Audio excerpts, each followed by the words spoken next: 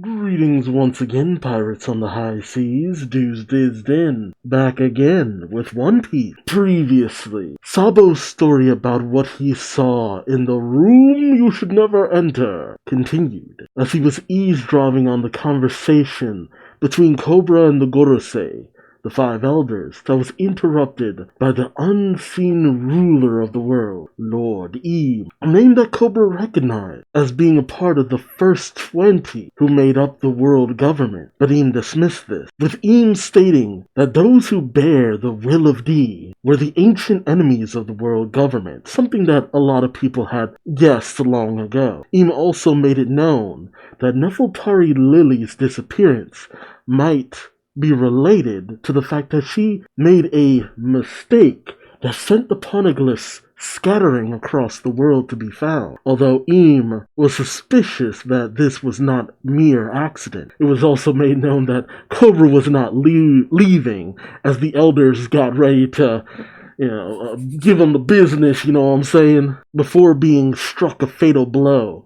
Cobra revealed that the true name of his ancestor was Nefeltari D. Lily, showing that the Nefeltari also bear the name of D. And when Cobra was attacked, Sabo jumped in and attacked both the five elders and Eam, but they were shown to be ineffective. His picture was taken over the injured body of Cobra, and Eam and the elders all transformed, chasing Sabo down, who had taken Cobra and ran off with him, trying to help the king survive. They both exchanged their relations to Luffy, but Cobra told Sabo to leave him behind and deliver a message to Luffy and Vivi that the Nefeltaris also bear the will of D, something that Sabo once wondered about too when he was younger and hanging out with both Ace and Luffy. But as he was trying to escape, Sabo was struck in the same manner as Cobra, and Cobra sacrificed himself that Sabo might escape, reciting Lily's letters in his last moment, something about protecting or collecting the poneglyphs and bringing about the dawn, something we've heard time and time again. We also saw that Wapol had also witnessed this and had been spying, and then proceeded to make a direct beeline out of Pangaea,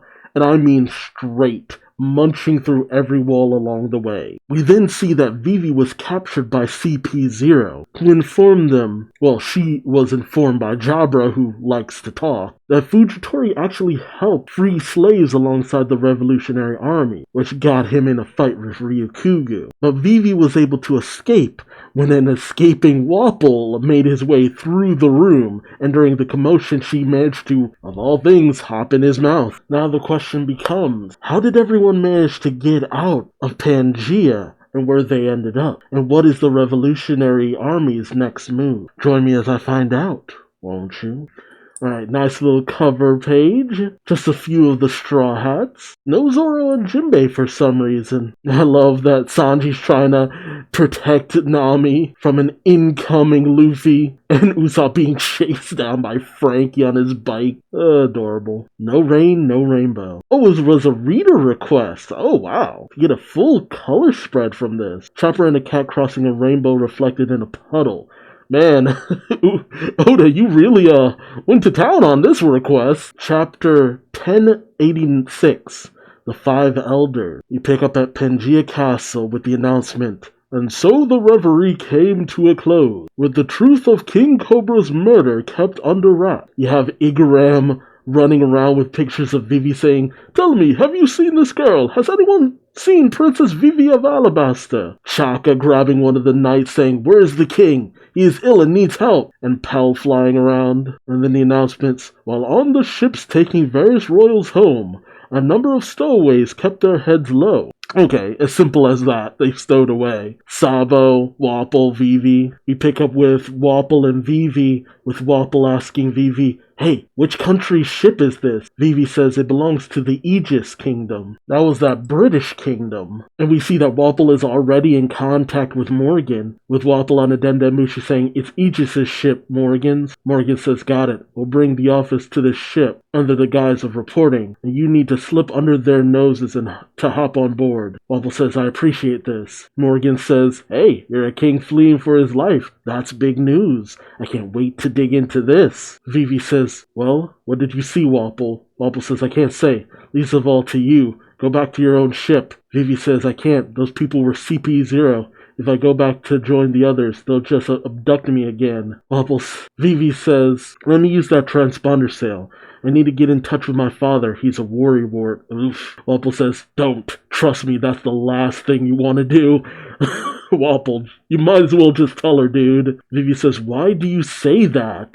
Wapple. You see one of the members of CP0, Gizmonda, showing Vivi's pictures to Stelly, and Stelly is like, hearts in his eyes, and his wife is just like, what are you doing? You also have Spandam showing pictures of Sabo looking around. You pick up with Bonnie stowed away in the Tanjin Kingdom ship hold. Tanjin. Now that was the queen with the blonde hair and the big old boobies. The kingdom based on Morocco. Okay. And Bonnie's thinking, I'm so hungry. And then Sabo, of course, headed to Lelucia. He's under the bilge. Okay. And he's bleeding out on the ground. He is barely surviving there. Man, that was a hell of a hit. Oh no, he was at least hit a little bit more. And he's breathing heavy. He thinks, once I get to Lelucia, things should work out. And he remembers Cobra's words saying, I'm counting on you, Sabo. You must survive. And then you have the announcement, very soon the news came out of the assassination of King Cobra of Alabasta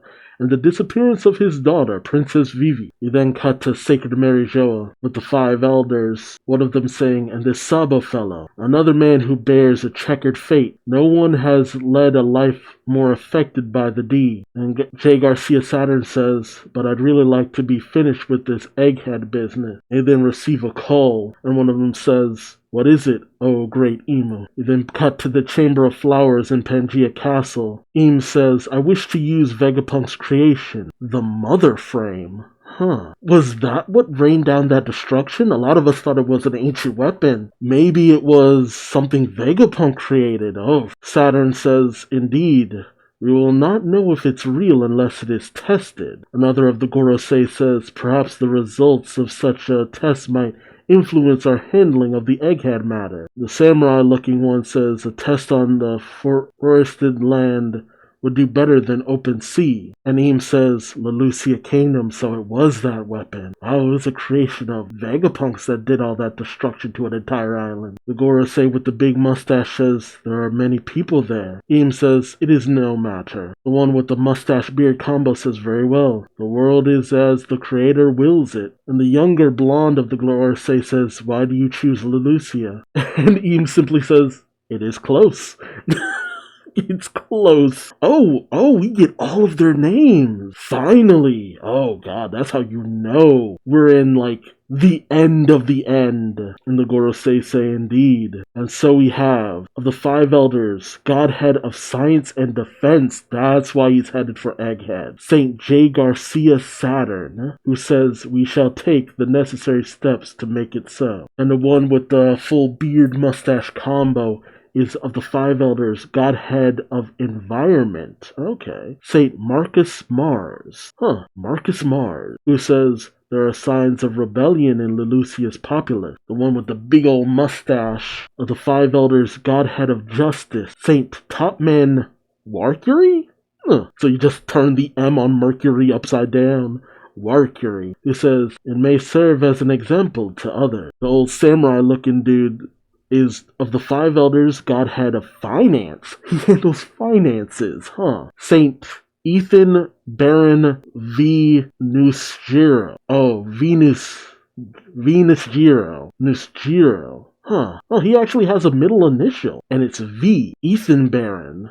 What a weird name. Nusjuro, who says, and if we could use its power freely, and the younger blonde one says, then we can bring this ancient battle to its conclusion. Okay, so they want to use this weapon to settle everything, and that's the 5 elders, Godhead of Agriculture, Saint Shepherd Jew Peter. So Saturn, Mars, Mercury, Nusjiro, and Peter.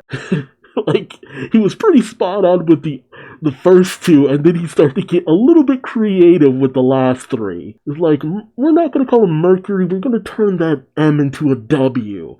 And with the last 2, I'm just going to go all out. It's not just Venus, it's Venusjiro. And it's not just Jupiter, it's Peter. But like everyone guessed, the moment we got Saturn, it's just like, okay, they're all named after the 5 oldest planets, as it were. So you have Mercury, Venus. Some say that the Earth is Mars, Jupiter, Saturn. So that's the 6 of them. And then you have the ancient weapons, Uranus, Neptune, and Pluton. And we saw that Neptune is the fish princess. I know they keep saying that Pluton is an actual weapon, but the way this is going, it has to be a person. Or at the very least, it's named after the person who originally created it. And what about Uranus? What does this all mean? And then, of course, you have the sun god. Oh, Imu says, there is one other thing. The Gorosei question yes. Im says, I desire Vivi. And they say it will be done. Oh, hey, it's the other seraphim. Okay, that's all 7. We then have the announcement, the Navy will stretch thin between the end of the 7 warlords, quelling the sudden uprising in member countries of the government. As you see someone reporting to Akainu, rebellion in Tajin and in Aegis. Okay. So where both Vivi and Bonnie ended up, there were rebellions? That's odd. You have someone saying, send out all the seraphim. Crocodile appears in empty bluff. And you have the Doflamingo seraphim, the Moria seraphim, and the crocodile seraphim. So it's gotta be S Flamingo, S Gecko, and S Crocodile. And the announcement, however, this was only the start of a new Navy campaign. A new Navy campaign? So what was that weapon they unleashed on Lelucia then? It had to be something that was retrofitted from what Vegapunk created. Because we've seen that Vegapunk really isn't trying to make weapons. And then we pick up in present day with Sabo talking to Dragon and Ivankov, who says, the moment we landed in Lelucia, the people were ready. They took King Seki and Princess Komen prisoner, and welcomed me with open arms when I emerged from hiding. That was the first time I saw the news in the paper, and learned that I was accused of regicide. They treated me as a hero, and though I wished to tell them the truth of what happened, I just couldn't do it. Not when their revolutionary passion was so strong, right? It's unfortunate, but it kinda suits the revolutionary's needs to make him seem like a king killer. That's kind of a bummer, though. He says, thanks to Betty and the others, Lelucia was full of motivated people who wanted to join the Revolutionary Army. Those are the ones I brought back with me, yeah. It was all the people who were on the ship with Sabo when it left Lelucia before Lelucia got friggin' tabula rasa the fuck out of existence. They were lucky. They were already off the kingdom, heading out. It was pure luck. Sabo says, I couldn't get a jamming transponder snail, which is why I couldn't send a signal back home. So the message I did send was a relay call as we were leaving port. Okay, so it just simply seemed like it was coming off of Lelucia. If the government picked up the signal, they'd assume I was on Lelucia. But in fact, I was already at sea with our hopeful recruits. There we go. Ivankov questions, and it was then, while on the call, that the vanishing of Lelucia happened, I presume. Sabo says yes. It was a horrible scene on the ship. Most of those people left families behind, and they saw their home destroyed before their eyes. Yeah, gee. Dragon questions. It's a harrowing thing. What in the world happened? Sabo explains. A great shadow covered the entire sky, and in the very next moment, the dragon stops him, questioning a great shadow. Sabo explains with a fierceness in his eyes, something that no natural living creature could explain. Some dark, vast thing flew above the cloud. But Ivankov's questioning something else. Sabo, you said the name Imu earlier. Sabo says that's right. Ivankov explains, well, this is going to sound very strange, but among the first 20 who created the world 800 years ago, there was a monarch named Saint Imu of the Nerona dynasty. Saint Imu. Saint Imu of the Nerona dynasty. I wonder if there's something more to that name. Nerona. Saint Nerona Imu? Nerona. Nerona. I'm sorry. I'm so sorry for that. Nerona. There's probably some combination of the name that I'm missing. Gonna have to dig into that later. Ivankov opens a book and shows it to Sabo, saying, look at this. It said that the means to create everlasting life exists in the world. Well, someone had to have proved it, the immortal surgery. Someone out there has been living for ages and ages without dying. See, now that they're spelling it out, it makes me think that maybe that's not the truth. Sabo questions, then, you're saying that's who I saw in there? Ivankov states, maybe the name is just a coincidence, but if the five elders are the greatest authority among the celestial dragons, so-called descendants of the gods, who else could possibly lord it over men like them? It's the hypothesis everyone has come to. Ivankov then says, and there's one more wild leap in this story, my boy. If this thing you saw flying over the clouds and destroying an entire nation was a government weapon, then only Vegapunk could have created it. Man, Ivankov, you just dropping that hot lore. Dragon says, hold on, Eva. Vegapunk would not build such an obvious tool of murder. But Eva says, right? But what if it were an ancient weapon? If Ema were alive since ancient times, it all links up. Man, it's great to have characters who have caught up with the fan community. Dragon says Robin told us that the ancient weapons are real, but if the government is in possession of a weapon, why have they not used it before? And why use it now? So it's either an ancient weapon or a replica of one, and it's only just recently been usable, essentially. We have the celestial dragon saying, we have no food, no bread, only cake to eat. Let them eat cake. And the announcement, in the present day, in sacred Marijoa, a single celestial dragon had been executed. But this was not news meant for the world to hear. The man who passed the sentence was once the ruler of a place called God Valley. Excuse me? Today he is the supreme commander of the Holy Knights. His name is Saint Figureland Garling. Figureland? Like Shanks? Shanks' real father? The man he executed for protecting the fishermen. Oh, I thought maybe he was beaten. Oh, the man he executed for protecting the fishermen was Saint Don Quixote Moscard. And Garling says, stand up for subhuman scum, and you sink even lower. Oh, snap. So the disappearance of God Valley, why Shanks was found in that chest afterwards. This was his son. So Saint Figureland Shanks. Their home used to be God Valley. Why did God Valley disappear? And Shanks once said he came from the West Blue, though. Was God Valley in the West Blue? Or is that simply where the Figureland family used to rule over? What happened all those years ago? And I gotta admit, I thought maybe Moscard would just be locked away or something. But to be executed, damn. What is the connection to Shanks? Man, I gotta admit, had we never had that bit of a revelation in Film Red, we would have no idea. If you haven't seen Film Red, you'd have no idea of the connection between Shanks and the Figureland family. The supreme commander of the Holy Knight. Oh. And it's so wild that the way his hair is styled, he looks like a moon. I mean, with all these planet references, to have someone coming out here looking like a crescent moon, like, come on. What does that mean? What does it mean? What does that mean about Shanks? And the fact that Eva has come to so many of the same conclusions that the community has come to, it makes me wonder, does that mean all of those thoughts are bunk?